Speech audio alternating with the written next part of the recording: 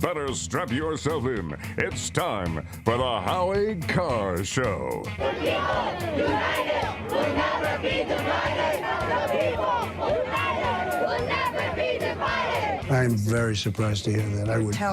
I hate to hear that. I mean, I hate to hear it. But you do hear it. I don't hear it. You're not seeing I saw one or two instances. On social media? Well, I think it's a very small amount. Again, I think it's the media. Do you want to say anything to those people? I would say don't do it. That's terrible. Because I'm going to bring this country together. They're harassing Latinos, Muslims. I am so saddened to hear that. And I say stop it. Live from an undisclosed location.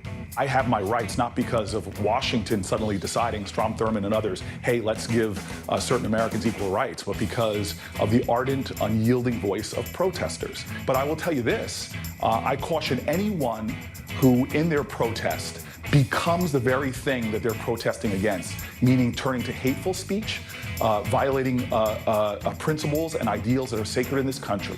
We need to raise our voices, but we do not need to indulge in hate. Unchained and unstoppable. We are not planning on erecting a deportation force. Donald Trump's not planning on that. We're focused on securing the border. We think that's first and foremost, before we get into any other immigration issue, we got to know who's coming and going in the country. We got to secure the border. Who do you love? Howie Carr. I'm wishing Donald Trump luck, and I'm going to give him a chance. And we, the historically disenfranchised, demand that he give us one too. Rump swabs, hacks, and moonbats beware. It's Howie Carr.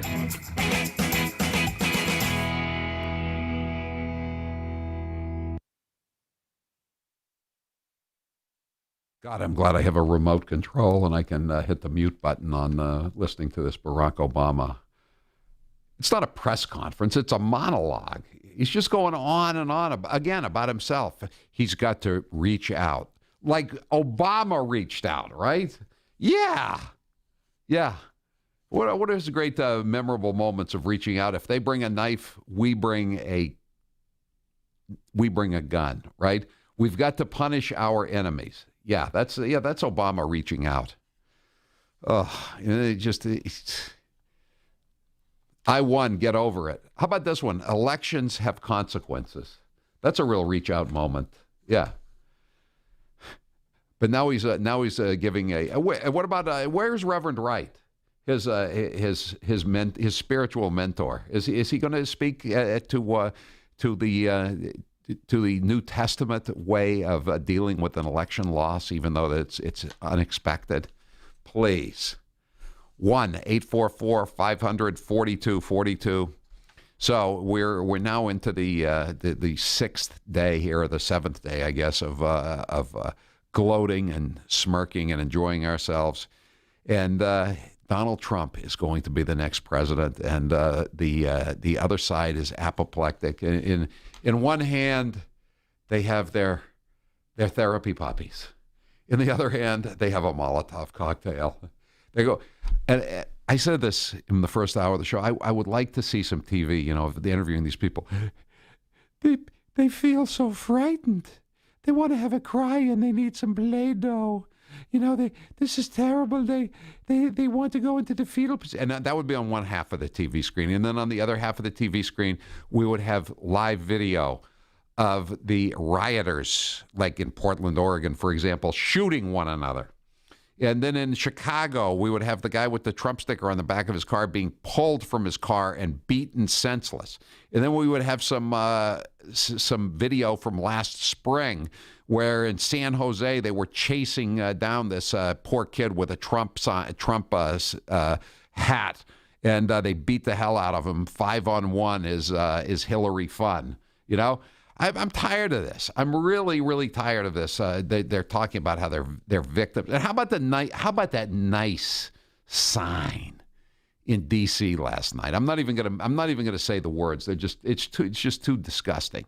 But this is he's a sexist, misogynist, and they're holding the sign. If you haven't seen the sign, I'm not even going to tweet it out. It's just too nasty. But you can find it if you look. And I mean, there's a double standard here. They can do whatever they want. They can do whatever they want. Now let's think about what they had here in this campaign. They didn't think they were going to lose because they had Hollywood, for starters. And by the way, Hollywood had its best weekend in months. It was like you and I weren't the only people who suddenly woke up on Wednesday and said, I can breathe again. You know? Apparently, there were millions of other people said, the world is not coming to an end. We've defeated her. Ding dong, the witch is dead. It was the biggest week they've had in Hollywood in months, and I'll bet it was a very big week for bars and restaurants, too. I'll bet there were a lot of people out celebrating last night. It's also a good thing that it was Hacksaw Ridge that really fueled the box office returns. Good patriotic war movie. Good. They should re-release 13 Hours. Bring it back. And American Sniper. Yeah, bring those. I mean, well, American Sniper got a huge box office as it was. Bring back 13 Hours. That was kind of a disappointment, I think. It didn't do as well as it should have. Yeah, I know Hillary's gone, but you still owe it to yourselves and your families to see 13 Hours, just to see what was really going on. So they had Hollywood. They had the mainstream media. They had CNN.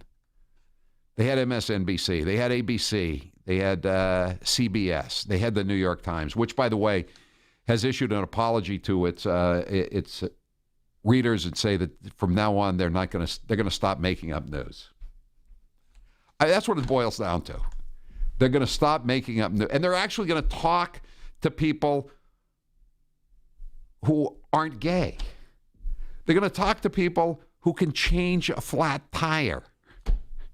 I mean, they're really going out on. They're going to have to pay extra combat pay to these people, but they have made that pledge, and it had nothing to do with the fact that their profits were down 97% in the last quarter, and it had nothing to do with the fact that they're going to have massive layoffs even before the election that had been announced in the newsroom come January.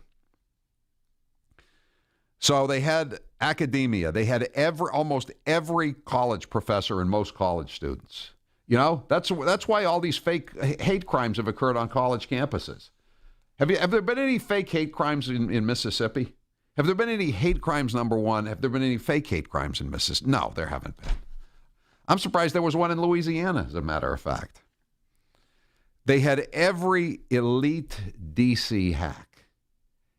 And by the way, when Bob Iger, that is the head of ABC, you know, they asked him about the cratering of ESPN and all that stuff, but no one asked him on the conference call. Nobody said, Mr. Iger, do you have any plans to who's going to replace George Stephanopoulos now that he's moving to Australia?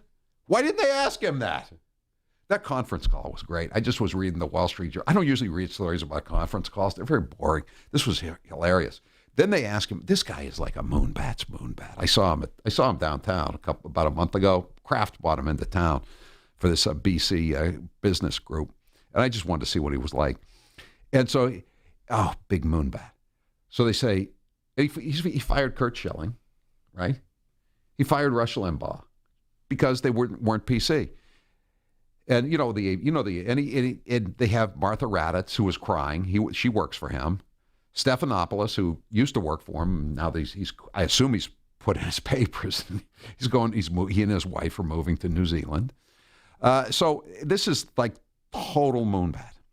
So someone did ask him a good question. They said, Mr. Iger, what do you think of the Trump victory? He goes, this Thursday.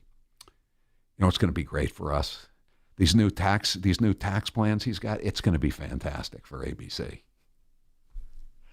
Hypocrite much? They had Wall Street. They had George Soros. And by the way, I've got these monologues written and I just go off on, there's a tangent in every line here. Soros is having a meeting today. By the way, shouldn't this guy, how old is he? Does he really think he's going to be around for the next election? He's like 95. He's down in D.C.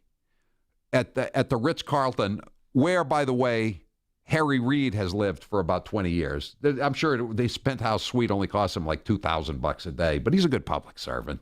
No one's asking any question about where Harry Reid's getting the $2,000 a day to live in the penthouse suite at the Ritz-Carlton. So Soros is having this meeting. How are they going to hamstring Donald Trump? Guess who shows up for it?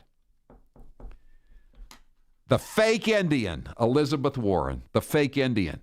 I thought she was provided the intellectual foundations for Occupy. I thought she hated Wall Street, so now she's down meeting with all these Wall Street fat cats, and they're going to 99.99999% of whom supported Hillary Clinton, and now she's going to have she's going to have a fight. She's going to lead the campaign. They had all this, but they still lost. They lost big league, but they have found their excuse. They know what the problem is.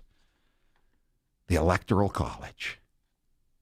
The Electoral College. Yeah, the same Electoral College that a New York Times reporter tweeted out about last week. You know, I really don't. What is the Electoral College? I mean, this is a reporter for the New York Times. At least you could spell it. The Electoral College has to go. It's, you know, it's a racist, sexist, bigoted relic from the days of Thomas Jefferson, white slave owner.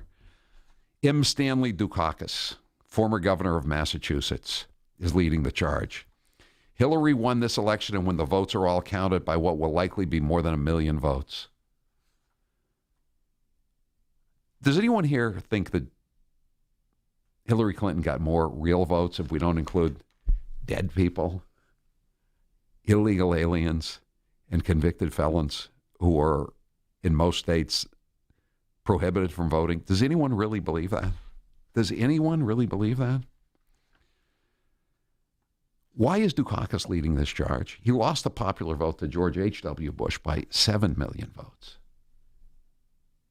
And then the next guy to run from Massachusetts was a guy by the name of John Kerry, who was his lieutenant governor. John Kerry lost the popular vote to George W. Bush by 3 million votes.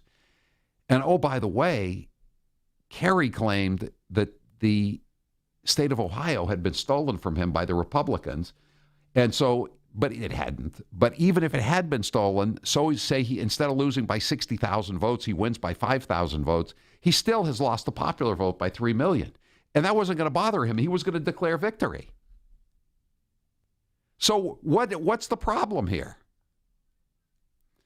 Does anyone really think that the liberals would be out campaigning to abolish the Electoral College if Donald Trump had won the popular vote, but Hillary Clinton had won the Electoral College? You know, they would be telling the Democrats would be telling the Trump people, get over it. This is democracy. Elections have consequences. Read the Constitution. Yeah. But now they're out demonstrating. You know, when in between looting liquor stores, they're talking about how Hillary Clinton really won. So now, you know what this means, though? I hate to say it. I just occurred to me in 2020 we're gonna see the "Redefeat Trump" bumper stickers again. They've been gone for 16 years, but they're coming back. It doesn't mean, you know. Facts don't mean anything to these people. They're just to be massaged or not massaged, beaten into submission. And again, no irony here for Elizabeth Warren to be going in and meeting with a billionaire currency speculator. To the woman who claimed that she provided the intellectual foundations for Occupy is now going to provide the intellectual foundations for the campaign to delegitimize the candidate who defeated Wall Street's candidate. The same people who were stinking up the Greenway and every other urban area 3 years ago to protest the patriarchy and corruption of Wall Street one percenters are now doing the bidding every evening after the sun sets for the corrupt patriarchy one percenters of Wall Street who were behind Hillary. They weren't behind Donald Trump. Guys, can you read up on what's going on? I'm not asking you to crack open a book. Turn on the internet. 1-844-500-4242. That's the toll-free number of the Howie Carr Show. I'm Howie Carr. That's right, Howie Carr.